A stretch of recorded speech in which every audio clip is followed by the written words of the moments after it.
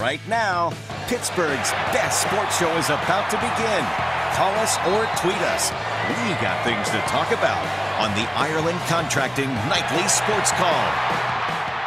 All right, Ken, thanks very much. Good evening, everyone, and welcome to another edition of the Ireland Contracting Nightly Sports Call right here on Pittsburgh CW.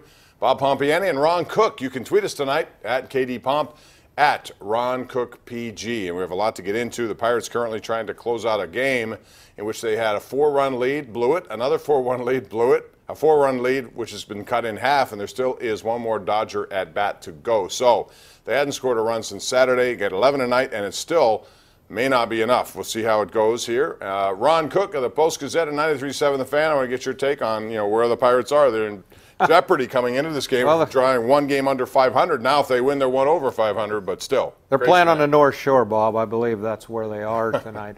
What a crazy game. What a crazy sport. You almost get no hit on Sunday. Last night you have 7 singles, no runs, and then tonight you have 11 runs. It's just a crazy game. They need to win one here.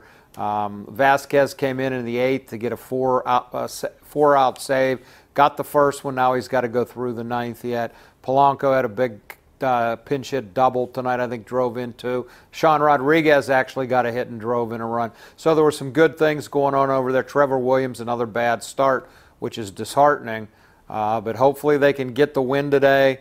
And then they have tomorrow a guy making his first major league start. Tonight they had a guy making his major league debut for Los Angeles. You need to take advantage of those games. And 3 more outs, they'll get a win tonight. Sometimes that's not easy to do, to take advantage of a young kid because you've never seen him. Caleb Ferguson Nick was Kingham the guy comes tonight. to mind, right? Yeah, 21 years old, Caleb Ferguson, and he hit 2 guys. He walked 4 others. And when you walk, and the Pirates learned this too, because Trevor Williams walked 2 before Matt Kemp killed him. So walks a lot of them in this game, and that's one of the reasons why this game is taking so long to play too.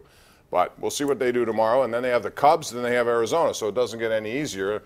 Milwaukee did lose today, so they won't lose any ground. They could gain a full game. Let's talk also about what happened today over on the south side, and that would be Ryan Shazier, who was in the golf cart. Give the kid, he's amazing, just a test case for inspiration. If you ever feel bad about what's gone on in your life, all you have to do is look at Ryan Shazier. He's never doubted that he will be back, and even if he never is, which I still doubt that he will be, I think it's just too risky, he's using that to get himself back to where his life can be productive, walking on his own, and he's been relentless, Ron. It's just a tremendous thing to watch. Yeah, it was so moving and powerful to see what he did, what he has done. When he said he's had 100 days, he might have had 2 bad ones out of the 100. That's pretty good. I think he said 95 good ones, 3 okay ones, and 2 bad ones.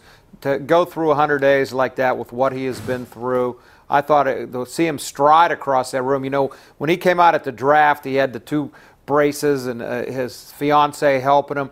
Today he just had 1 cane and kind of strode across. It was remarkable to see. He said he's making progress every single day, and he's certainly putting in the time and effort. And I'm with you, Bob. I find him very inspirational. Absolutely, no doubt about it. Ryan Shazier, we continue to wish him all the best. Ben Roethlisberger was there today. Ron, one thing I think is going to be interesting in training camp, we know that Ben won't play in games, or if he does, very, very limited at the end. They're going to get an opportunity to see Mason Rudolph quite a bit, as well as Josh Dobbs, who I think has taken a major step forward based on everybody I've talked to.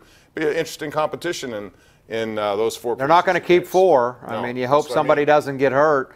That'd be the only way. I think you'd keep 4, Bob, but I think Dobbs clearly is going to be the odd guy out. I think if something happens to Ben this season, it's going to be Landry Jones, and then maybe after that down the road, maybe it'll be Mason Rudolph. But yeah, it's going to be fun. One thing to watch during these preseason games. Some of them are hard to watch, but that'll be something worth keeping an eye on. When we come back and take your calls, we're going to also talk about the Vegas Knights. Are they dead?